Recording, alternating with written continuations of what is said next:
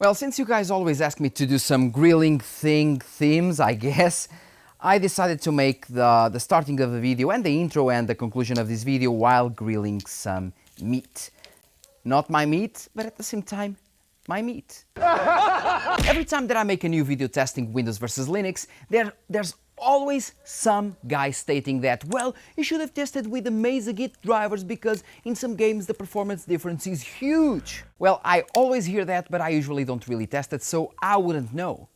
But I wanted to, and that's exactly why I'm making today's video, testing the RX 9070 XT with Mesa, which are the standard versus Mesa-Git drivers, the bleeding edge ones, and with the RTX 5080, again, the recommended drivers, which are the 595 point something, versus the new featured drivers, again, bleeding edge, with the 610 point something. This, of course, to see if there is indeed a performance uplift in some games. But before, a short word from our sponsor.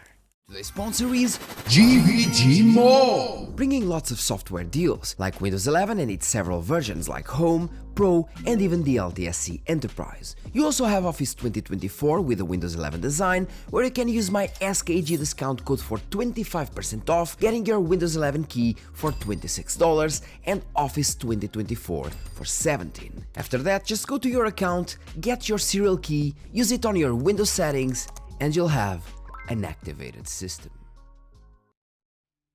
Starting with Banishers Ghosts of New Eden, we have nothing new at 1440p, with both the RX 9070 XT and the RTX 5080 delivering the same performance overall, with the newer drivers leading to slightly lower 1% lows. At 4K we could say it is more or less around the same, with both cards performing on par without any meaningful differences, I would say. Crimson Desert is more of the same. At 1440p both cards deliver exactly the same performance with both standard and bleeding edge versions of the drivers, with the RTX 5080 performing exceptionally bad here in this game. At 4K the RX 9070 XT still outmatches the RTX 5080 on Linux, showing how much NVIDIA drivers still need to improve here. Cronos the new dawn it is, and the new Mesa-Git drivers deliver only slightly higher 1% lows here, although the difference would be rarely noticeable for anyone at this point, and at 4K it was actually the opposite. Somehow, the Mesa-Git drivers now deliver lower 1% lows on the RX 9070 XT, while the new features drivers deliver better results on the RTX 5080, which is a really odd result for this gameplay, since it is exactly the same with every single run. Homeworld 3 uses Unreal Engine 4, and we have again odd results.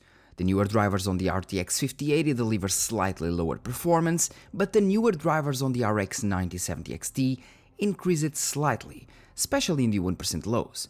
But at least on this game things stay the same at 4K, where the Mesa-Git drivers do improve the game's performance with the RX 9070 XT, and the new features drivers, well, they slightly decrease the performance with the RTX 5080. And Forza Horizon 6 is even funnier, because we have the game running on the RTX 5080 with the regular drivers, but as soon as I install the newer ones, the game would boot, but it would simply give me a driver's crash error as soon as I try to play. And the resolution didn't really matter because it was the same at 4K. The RX 9070 XT saw a very small improvement and the RTX 5080 saw a regression for sure, because we couldn't even play the game.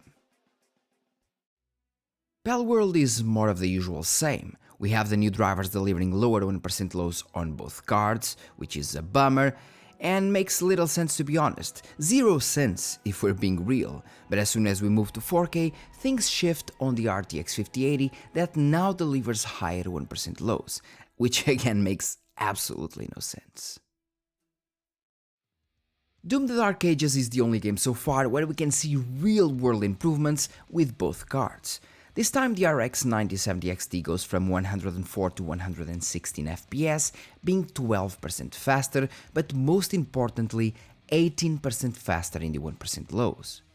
The RTX 5080 also got improved performance with the newer drivers, now delivering 5% better averages. At 4K, the RTX 5080 benefits more from the newer drivers, especially in the 1% lows, and the RX 9070 XT still delivers a nice performance boost as well. So far, this game is the only one really delivering good performance gains. Kingdom Come Deliverance 2 also saw some performance improvements with the newer drivers, especially with the RTX 5080. Small improvements for sure, but always better than nothing, I would say, and at 4K, they're still there. Less, for sure, but there. With both cards having improvements not much in terms of averages, but mostly in terms of the 1% lows. And again, the closer the 1% lows are to the averages, the smoother the gameplay will be. And reaching the end of the video, we have the 8 games averages, which in this case is 7 games averages, since we couldn't really run Forza Horizon 6 with the newer drivers. At 1440p we can see that even though we had some performance uplift with the RTX 5080, there were also games where the performance was worse with the newer drivers, hence why overall the performance was the same. With the RX 9070 XT though, we do have a small 2% performance increase overall when using the Mesa-Git drivers, but I guess we need to test the new 7.2 kernel that is supposed at least to fix the RX 9000 series performance in most games. At 4K the performance differences are around the same, with the RX 9070 XT delivering only 2% performance uplift, and with the RTX 5080 delivering the same results, with slightly higher 1% lows. Overall, more of the same, I would say. Now, as you saw, the performance difference, well, in most games, even though that we have a small test pool, but in most games the performance difference was null, with the performance difference being maybe 5 to 10% in some few games like Doom, The Dark Ages, but again, that's an outlier, not the normal state of things. Now, did I test all games in order to know what works or what doesn't work? I did not. But I can really tell you that I didn't really test, well, more games, because the new Linux kernel is being released and it is supposed to fix the RX 9000 series performance in some cases. So I will be waiting to test more games and maybe use some older generation cards like the 7900 XTX and the RTX 4080 Super. And yes, this is I believe that this smoke is kind of a paid actor, but well, let's do some seasoning here first. And in the previous video I did test several Proton versions, kind of a Mythbusters video for those kinds of people that always say, well, you should have tested X Proton version because it is way better in this specific game. And this video was again for that people that say, well, you should have tested this driver version because it is much better.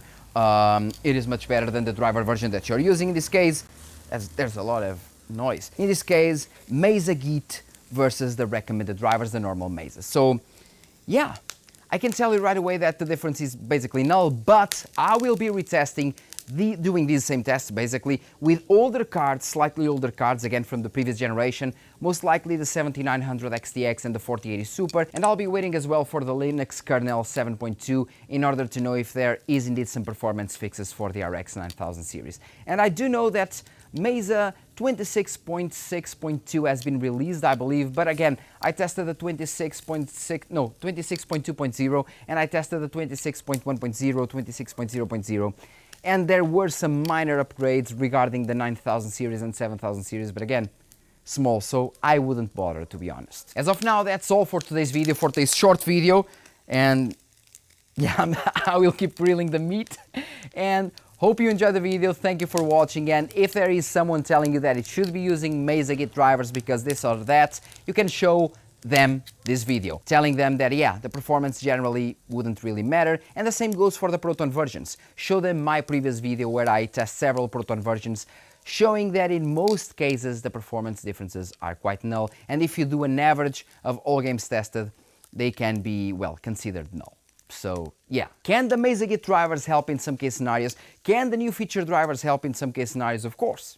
Of course, in some games you will benefit from having the newer drivers, especially in games that have been released like 3 or 4 weeks ago, or maybe even less than that. But besides that, yeah, the normal Mesa drivers will be completely fine, especially if you are using older generation graphics cards. That's all for today's video, guys. Thank you very much. Hope you enjoyed the video. Leave your comment in the comment section letting me know what's your experience with the Mesa-Git drivers, the open drivers, the production drivers, the 595, I'm even stuttering, the 595 or the 6110, the 610 for the NVIDIA cards. Just let me know in the comment section what's your experience, if they in fact help with the performance of some games, and which games, because I want to know. And again, the smoke is a paid actor, that's why it is following me. Thank you very much for watching, and see you in the next video.